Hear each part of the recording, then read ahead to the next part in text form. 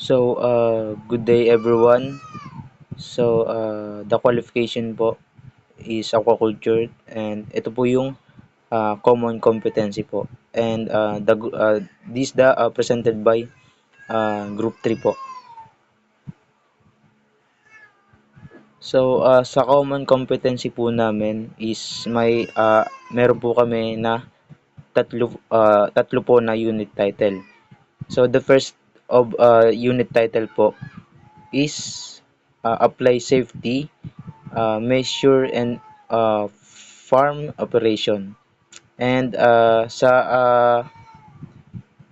module title naman po is applying safety, measure in farm operation. And sa module description, this unit cover the knowledge, skill and attitudes required uh, to perform safety measure effectively and efficiently, and includes identifying areas, tool and materials, time and place, and performing safety measure. The nominal po of duration is 38 hours po. Dito naman sa summary of learning outcomes, kasi ito nga po yung LO1, LO3, and LO2, and LO3 po.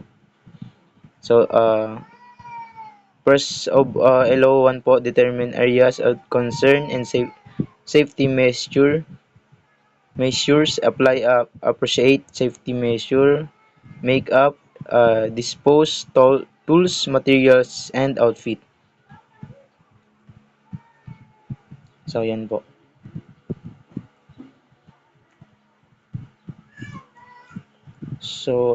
Bali po, yung sa MOI po namin is kinuha po namin dito sa performance criteria po. Ito po yung first po is may apat po kami dyan. First po is work, task, and identify and find farm operation. The second is place for safety measure are determined in line with farm operation. The third, time for safety measure and determined in line with farm operation. And the last, operate tools, materials, and outfit are prepared in line with job requirements.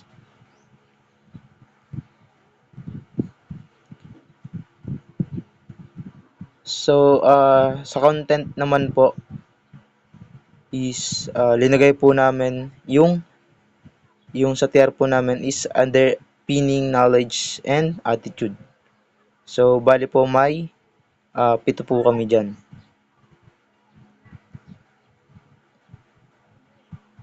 Sa condition naman po is I have 4 is first po is animal, pins, cage, barns. And the second, fish, ponds, cage. And the third is stock room, storage areas, warehouse. The last, field, farm, and orchid.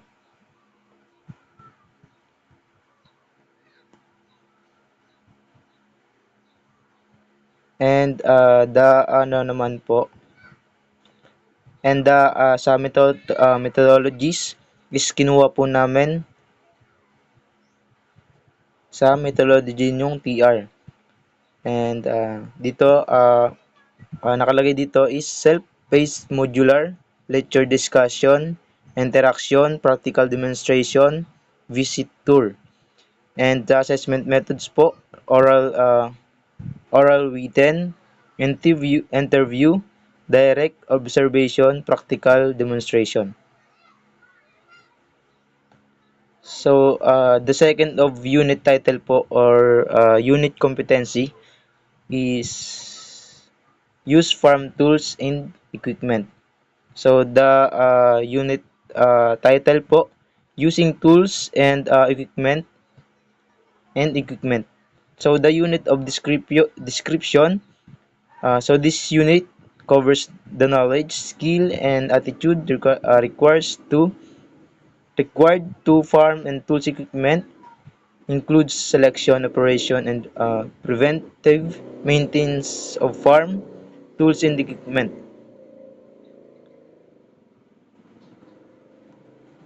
So yan po.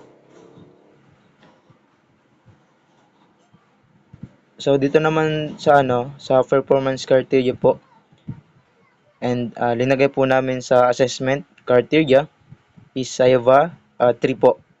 So first is identify approach farm tools according to requirement use. The second, farm tools are checked for faults and effective tools reported in accordance with farm procedures. The last, appropriate tools and equipment and safety used according to job requirements and manufacturing conditions. And sa tier po namin, yung identifying knowledge and attitudes is SAIVA 9 po. And linagay po namin sa contents.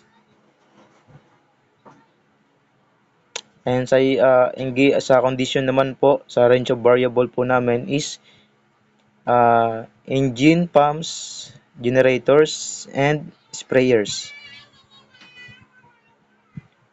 And ito naman yung methodologies po namin and assessment methods. So, the last of unit title of or unit of competency is perform estimation and basic calculation. So, this the unit description. This unit covers the knowledge, skill, and attitude required to perform basic workplace calculation.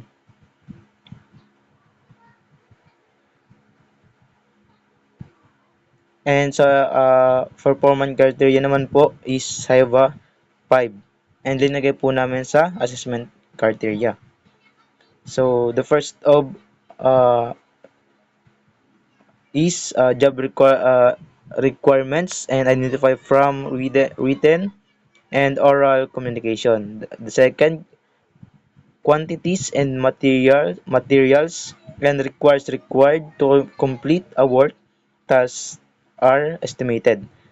The third, the time needed to complete the work activity is estimated. The fourth, accurate estimate for work computation are made.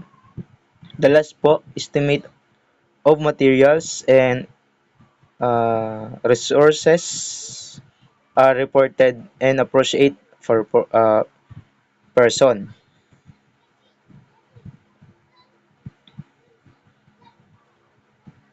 And sa evidence guide naman po is may 12 po kami dyan nalinagay sa contents.